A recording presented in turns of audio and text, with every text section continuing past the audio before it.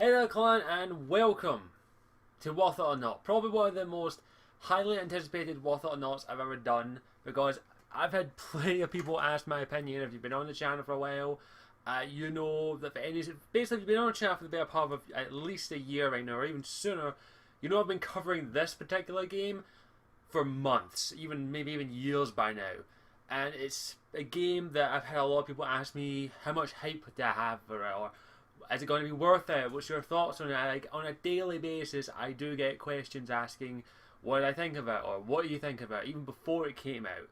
And thank you to BioWare, who were kind enough to actually send me a review copy, so I got a day head start than most people. So I was able to actually put a lot of time and effort into it. I actually did 2 complete playthroughs of the game, and that game is Dragon Age Inquisition. One of the most hyped BioWare games in many years. And the question that a lot of people have been asking, and I'm trying to quote this as best I can, is BioWare back after what happened with Mass Effect 3 and Dragon Age 2?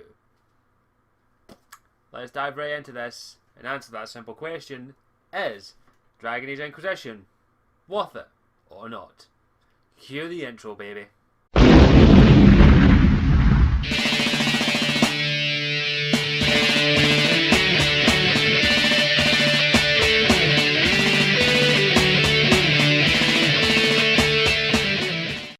Okay, I'm going to be using the Collector Edition tin. I actually do have the Collector Edition. I got the Inquisitor Edition. I just have to put it in a cupboard somewhere at the moment because I don't have anywhere to put it. But yeah, I did an unboxing. I've done a couple of videos of Dragon Age Inquisition over the past couple of days. Basically my entire time playing it. Basically over the weekend I uploaded several videos. If you want to see my reaction to some gameplay and the ending, it is up on my channel, but heavy spoiler warning ahead. Now, I will try and keep this WeOn review as spoiler free as absolutely possible. I am going to do a completely separate video on the spoilers, basically giving my thoughts on the story and the characters, but this is primarily on the game as a whole, from story, characters, gameplay, graphics, and overall enjoyment. I do not give scores in this because scores are fucking stupid. In fact, I might give a score at the end just for shits and giggles, but we'll wait and see. So firstly, of course, I'm going to talk about the story. If you don't know the story of Dragon Age Inquisition, basically, in the world of Thedas, this is the 3rd installment in the Dragon Age franchise. I've played all 3, Dragon Age Origins, Dragon Age 2, and of course, I played this now. And basically what happens is that you play as a survivor of a massive cataclysmic event known as the Breach, in which a massive hole in the sky gets opened up, ripping the veil, which is basically the thin lining between the world of Thedas, which is the mortal realm, and the world of demons and spirits known as the Fade. And getting through the veil is very tricky on normal circumstances, but someone has ripped a hole open in the veil, literally tore open. There's a massive gaping hole in the sky, and you're the only survivor of an event in which a peace talk, a conclave, was being basically brought together of the warring factions of mages and templars after the events of Dragon Age 2, in which basically was an all-out war, and also after the events of Masked Empire and Asunder. Basically an all-out war between these two factions has been going on for quite a while now, and this was going to be a chance for peace, held by Divine Justina, the 5th if memory serves me. I believe she's the 5th, but I normally just call her Justina, who is the head of the religious organisation in the world of Thedas, known as the Chantry, who believe in the Maker and Andraste. And what happens is, basically, everyone who was at that conclave gets killed by the massive explosion that rips the veil apart, basically, with a massive hole in it. The only survivor of this is your character, who has this weird green mark on his hand. His or her hand, I did hit both, and this particular mark allows him to seal rifts between the Fade that have started to open up after the Breach. And basically from that point on, you're part of what is known as the Inquisition. Basically, this is now this is not, in the world of Thedas, this is not the first time the Inquisition has ever been. There has been an Inquisition before, but to call an Inquisition is basically the equivalent of, the best way I can describe it is declaring war on everyone, basically. The best way I can describe it, basically imagine the Crusades. This is basically what the Inquisition is. Not basically what the Inquisition is, not as bloody, but, well, probably as bloody in all honesty, but this is basically what the Inquisition is. It is military force that is basically started up by three people, but mostly by basically two people, Cassandra Pentagast and Liliana, who are both from previous Dragon Age games. One was a companion in a romance, the other one was a mere person who was interacting with the story, Cassandra being in Dragon Age 2. And basically they start the Inquisition, and basically your character kind of gets roped into it, doesn't really get a choice in the matter, because at the start of the game you are believed to be responsible for the destruction of the Conclave and the death of Divine Justina. So basically everyone hates you, and really I can't say anything more without spoiling it, but eventually you do get trusted, and you eventually become the leader of the Inquisition. You become the Inquisitor because of what you do in the game, basically. Now, basically, that's the best thing I can say about the story without going into major spoilers. So that's all I'm going to say of it. But I will say, overall, if you want to know if I enjoyed the story, my ending video gives basically my synopsis of the story. But I absolutely, really enjoyed the story. I think it was very well developed, very well thought out. And I can't really say more without talking about the characters before the story, because the Dragon Age series has always been known for its characters.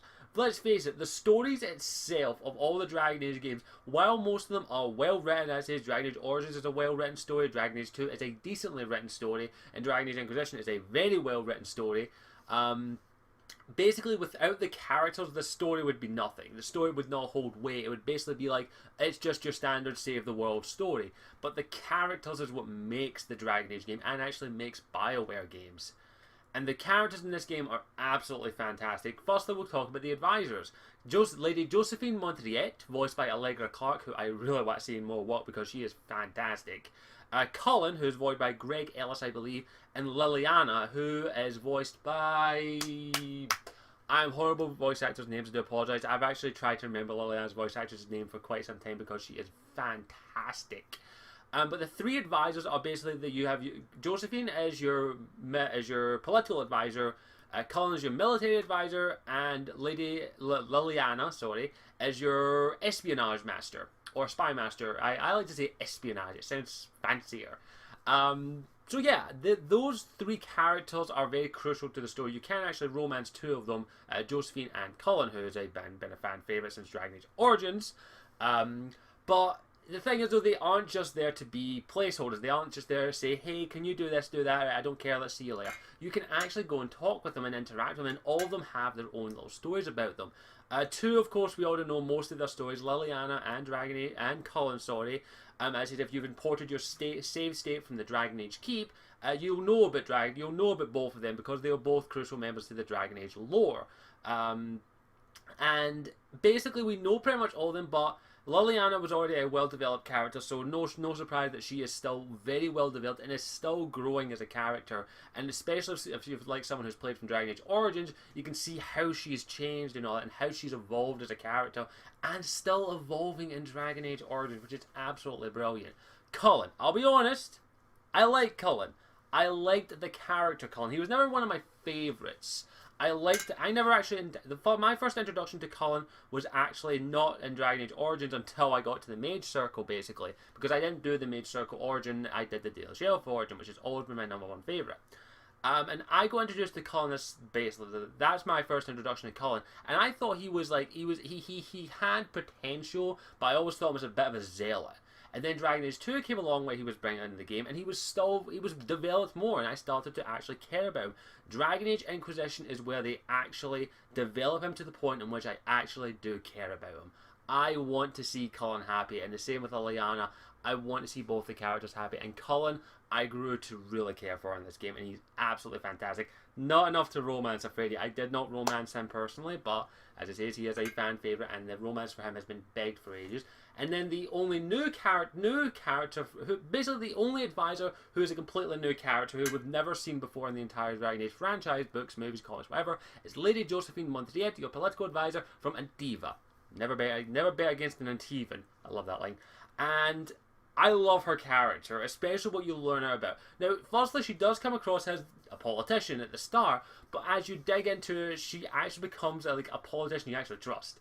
She knows how to play the politics very well, but as you dig deep into there and claw through what's there, you learn a lot more about her. And it doesn't take much prying, like Morrigan from Dragon Age Origins, but you do get to learn a lot more about her, like why is she the way she is? Why did she become a politician, basically? And I absolutely love it. And her actual advisor story, in my opinion, is one of the better ones. And she ended up being my first romance for my mage Kunari, for my female mage Kunari. And I think her romance is very well written. It is one of my favourites, actually. She's so well developed, so well written, and so well voice acted that I have to give props. She's probably my, as is Cullen and Liliana. I've had 2 games to get to know these guys. Lady Montriette is probably one of my favourite new characters. I absolutely loved her. She really grows on you, and you get to see her as like a bit of like a sister. I really do enjoy that. Or as it says, I end up romancing her. I'm still debating whether or not I'm going to make that my canon romance right now, but that's beside the point. But those are the 3 advisors, and I think the advisors all play a crucial part in it, and they all do an excellent job to explain the situation from their point of view. I absolutely love it, even if they don't speak their points of view sometimes with the war table, which I'll talk about in the gameplay. Then we move on to party members. Now, I'm trying to make sure I don't forget anyone, so I'm actually going to have a little picture up here that I do have one over there, but this basically is more convenient. We have our party members, basically. Now, I'm going to put in no particular order. I'm not going to spoil their stories. I'm only going to give you my thoughts on them. Quite briefly, I will do a full video talking about all the companions and my thoughts on them. First, we will talk about Vivienne, who is the first enchanter for the Circle, sort of. She's basically a court mage for the Empress. She is probably one of my least favourite characters, but I still enjoy her character a lot. She is very well done. The only thing I kind of don't like about her is that she is a posh person, as I call them. Very snooty, very set in her ways, but there's reasons for it. If you dig deep into it, you find out why she is the way she is, and why she is. She was basically an Orlaise, you play the game. She's probably my least favourite of all the companions, the people who come into your party, but I still enjoyed her story and learning about her. I still considered her a friend in the game, and I did like her eventually. She was the one that took the longest for me to actually like, without going into spoilers. Of course, we've got the returning Varric Tethris, who was from Dragon Age 2, who is by far probably the best companion in that entire game. Basically, without going into spoilers, he's my brother. I love him. He's awesome. Gotta say that. I can't really say anything else without going into spoilers. Then we've got Cole, who is a character coming from the Dragon Age Asunder moot book. As it says, can't say much about him without spoiling it, but I absolutely felt he's got the mentality of a child, basically, and it's nice to nurture that and see where you eventually lead it. I actually do like it. So Cole is a very well written character. I'll give them props for that. Solus, I can't say much again without being spoilers, but basically the best way I can sum up Solus, he's got something about him that you want to know more about him. He's got a mysterious personality a little bit, and you want to find out more about him. And as you dig deeper and all that, you actually do learn a lot more about him. And without going into spoilers, I do enjoy his character. He's very well voice acted and very well written. A+ on that one. Of course, I've already mentioned her, Cassandra Pentagast, who had her own movie, Dragon Age Dawn of the Seeker, which I highly recommend. It is a good, entertaining animated film. She was first introduced in the Dragon Age. I'm pretty sure she was introduced in the lore somewhere. I'm more than certain she's mentioned before she actually makes an appearance in the game. But she is actually in the game as a party member, and basically she was the right hand of the Divine, basically, and Liliana was the left hand. And I just loved her character. She was a seeker of truth, and through her we learned what the seekers really were meant to be, and eventually what they actually became. We learned such a very vital part of the story from her that is absolutely fantastic. And also, as you dig deeper, as I say, with all the characters, you do learn more about her, and she ended up being one of my absolute favourite characters in this one. I absolutely loved her. I liked her in Dragon Age 2. I was like, she has to be a party member, or we have to talk to her more, because I absolutely love the idea. She comes from a long line. Basically, she's I think it's Navarran royalty. She's like 48th in line for the throne, which I'm like, why do you even bother counting after 5? But she basically comes from a long line of dragon slayers, actually. Her ancestors were dragon slayers, and I said if you dig into her past, you learn more about her, and you end up learning something very sweet and very charismatic about her, which is one of my favorite aspects of it. And she is actually romanceable, and she's actually my main male daily, my main elven rogue romance. I can't pick another one because her one is just perfect for that character. And I love her romance. It's very subtle and very... I can't say it without spoiling it, but I really did enjoy her romance. Of course, we have to talk about the Iron Bull, voiced by Freddie Prinze Jr. Okay, firstly, I was a bit iffy on this character because I'm not the biggest Freddie Prinze Jr. fan. I'll be honest, I don't think he's a bad actor. I think he's a good actor. I do like him in some movies. But my only introduction to his voice work was James Vega. And I've made it no secret, James Vega was not my favourite character. I kinda didn't like him that much. Still well voice acted, but when Freddie Prinze Jr. was announced to be the voice of the Iron Bull, or Kunari party member, I was like, oh god, please don't just be James Vega as a Kunari. I'll be honest, I never said that. The Iron Bull is my brother. No matter what Inquisitor I play, he is my brother. I loved him. Freddie Prinze Jr. did an excellent job with this character, not only with how well written he was, because words are one thing, but Freddie Prinze Jr. actually brought the character to life. He adds his own little unique charisma to it. I absolutely loved it. Bull is awesome. I love him. Without going into spoilers, he's fantastic. I do like him. Dorian, our first ever Tevinter party member, very awesome, hilarious. I love him. He's great. Can't go into too much without going into spoilers, so that's all I'll say. I'm going to wrap this up fairly quickly. Sarah and Blackwell are the last two. Sarah, I adore. She is hilarious. She basically reminds me of... She's just fucking awesome. Sarah is hilarious, funny, and her romance is very well done. I'll say that much. Sarah is fucking awesome. It basically adds a nice little bit of humour to the franchise, and I do like the way she talks. I like her the way she does. She's very upfront and very jokey. I'm trying to think the best way I can describe her. She kind of reminds me of my friend Ability Drain, I'll be honest, and I'll be honest, she just reminds me of Ability Drain, I don't know why. And of course, Blackwell, our Grey Warden party member, I'll be honest, same with Vivienne, he had to grow on me. It took me a little bit of a while to learn more about him. As I said, he kind of had... There was something about him I just didn't like at the beginning, but as I got to talk to him and got to learn more about him, I ended up liking him a lot, and he is a very well written, very well voice acted character. All the companions in this one are absolutely brilliant. I absolutely love them all. They all have different personalities, different... The characters are definitely BioWare characters, and in my opinion, I give them an absolute A+ for that. Now, I haven't asked the question, are these companions better than the ones from Dragon Age Origins? Dragon Age 2 companions don't count because they once were mixed. I'm going to save that for another video, but I don't want to say anything. But let's just say they're both good, okay? I'll say which ones I prefer in another video. But the companions, A+ job, absolutely fantastic. Now we move on to, of course, now as is overall, the story and the characters combined are A+s. They're very well written, very well performed, very well voice acted. I absolutely enjoyed it. I give BioWare a A+ for that. Definitely absolutely enjoyed it. The story had some very good crucial points in it, which you had to make very drastic decisions that would affect the world. Not only just the world, but also the gameplay. Some things would actually change in the game depending on your choices. And I absolutely, especially the choice at Act 1, which isn't really an act, but the best way I can describe it, you have to choose between Mage and Templars. Whatever one you choose will have an impact on the gameplay. You can only choose one.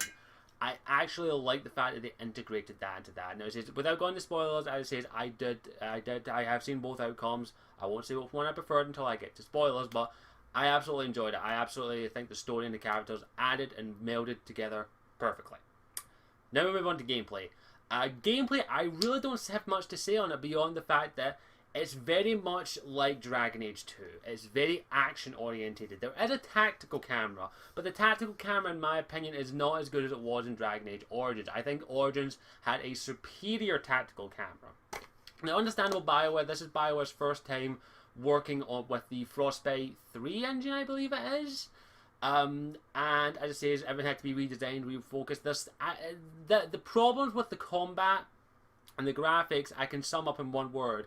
It's a new engine they're working with. No matter how well they learned it over time, it was their first attempt, and that's why I'm kind of saying that the gameplay had some bit of issues with it. As it is, Overall, the gameplay is still playable. I still would prefer better to play this as an action without pausing it, because the tactical camera, while it is okay and you can use it, it just doesn't work too well. It just wasn't as good. As maybe I'll change. As I said, I played it on PS4. I do intend to get the PC version eventually, but I actually really like the gameplay. It's very much Dragon Age 2. They did add a couple of little things here. The thing that I was quite surprised they actually removed eventually, which I actually was lucky enough didn't find. I actually was able to remain spoiler free for this. I think. No, wait, hold on. I wasn't. They mentioned this earlier on. Scratch that. Was that there is actually no healing magic in this game. There's always been healing magic in the Dragon Age series from Dragon Age 1 Origins, sorry, to Dragon Age 2.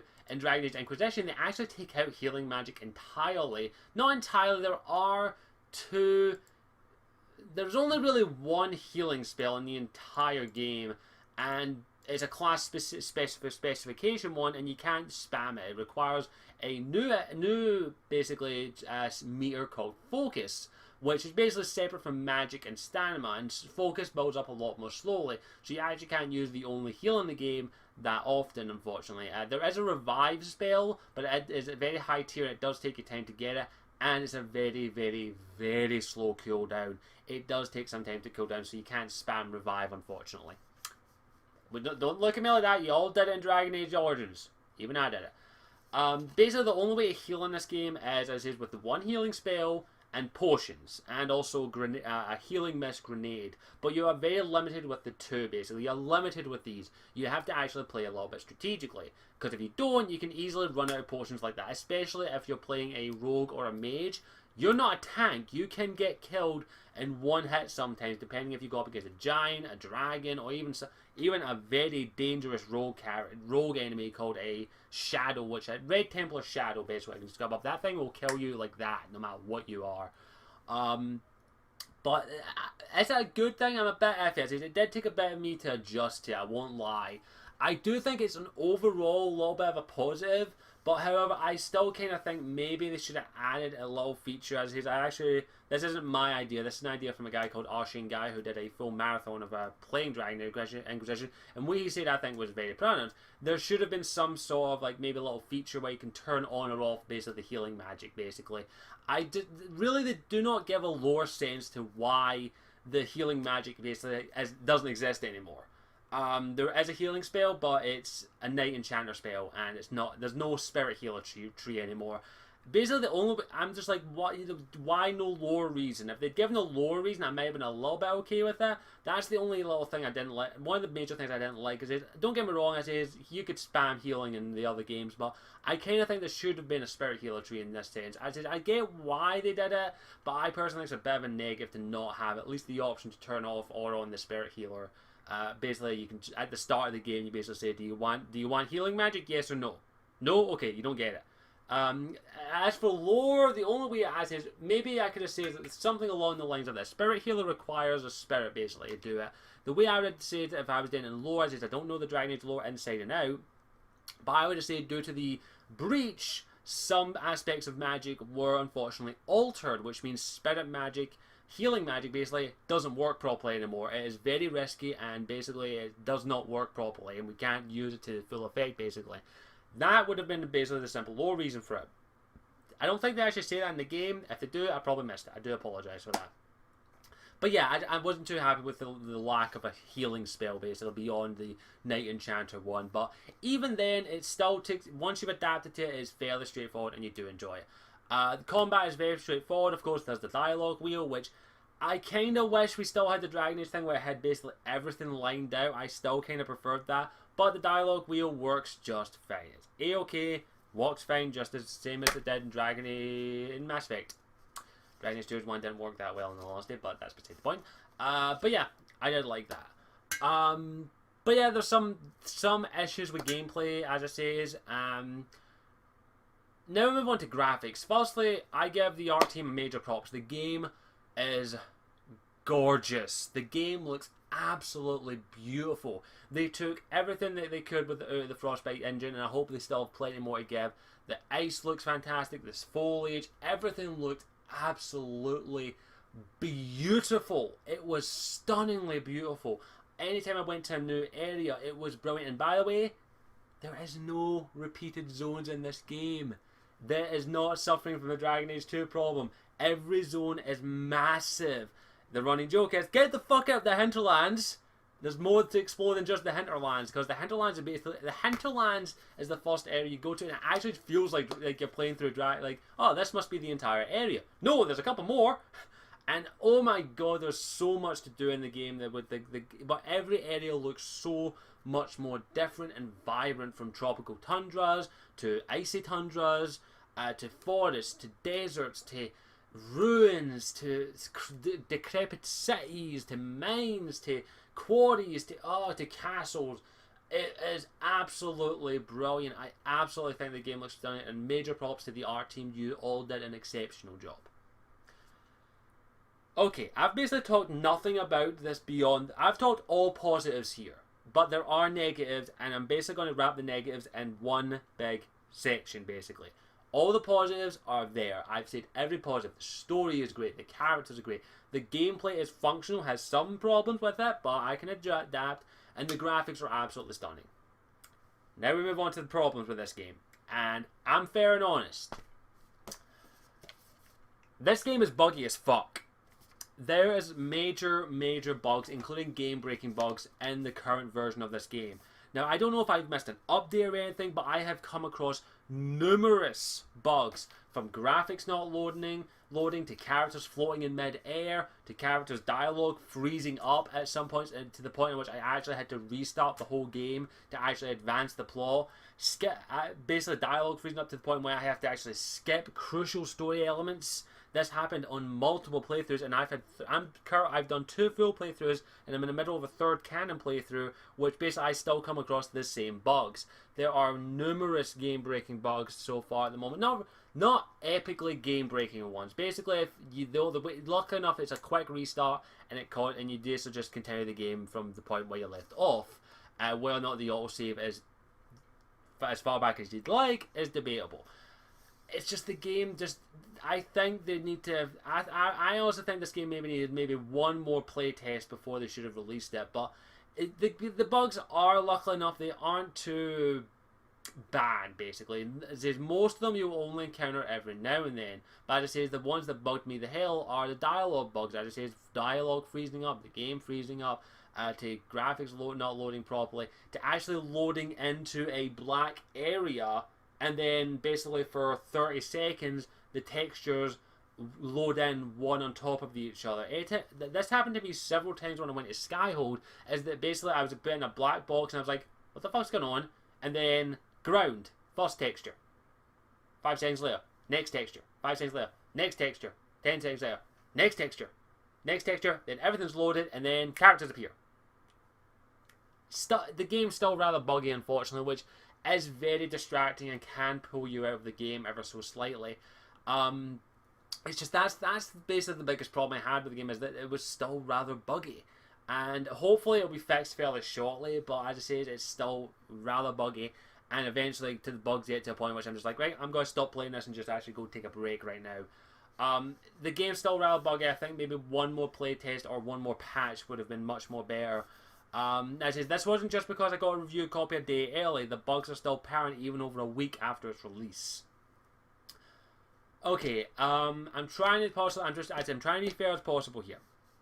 There are some, as is, other wee negatives. As I say, one major negative, as I say, is music. And don't get me wrong, the music is fantastic in this game. I absolutely loved it. Basically the composer did an excellent job. It basically suits Dragon Age to an absolute brilliantness. I absolutely loved it, especially the Dawn Will Come song. I absolutely love that song. The soundtrack at crucial story points is fantastic. The build up, the epicness, it's fantastic. The only thing I don't like is the lack of music in certain areas. Now don't get me wrong, I actually think silence can be an actual great thing if you did it, have it and do it in the right place, in the right areas. But at certain point in the games, there is no music at some points. If there is, it's very, very faint. Mostly while you're in the open world exploring area, there's not a lot of music playing. And it kind of bugged me a little bit. And it eventually just get irritating to the point in which I actually had to go and be earphones and put a custom playlist on, basically, of different game music, basically. because it just this is only for me personally, as it says. I don't mind quiet areas. I do like hearing the surround sound, the areas around there, hearing the leaves, the ocean, the water. I love atmospheric sounds. I absolutely do. But I do think maybe having a little bit more music in the open areas would have been a bit more acceptable. Nothing big, nothing fancy, just something subtle, something quiet. Now, if it was so subtle that I couldn't hear it, okay, I'll eat my words. But that's the only kind of, just in the open areas, I think could have used a little bit more music. For me personally, that's only a negative for me. If it's not negative for you, that's completely understandable. Don't get me wrong, the sound design team in this game did an absolutely exceptional job. Everything sounded brilliant. The atmosphere was great. Everything sounded as it should. As it says, the only problem I had was I kind of wish there was maybe some ambient music playing while you're exploring areas like the hinterlands or the exalted plains or the Crestwood or various other places. I kind of wish there was at least a little bit of maybe ambient music, like music that maybe suited the area instead of just like the sounds of nature. That's the only thing about me, but that's only for me personally. I'm not saying the sound design failed. They didn't. The composer, the instrumentals, everything else, the music is absolutely fantastic. I give it major props. I love the music, and I fucking want the soundtrack. But this is another thing that I'm going to have to give as a negative right now.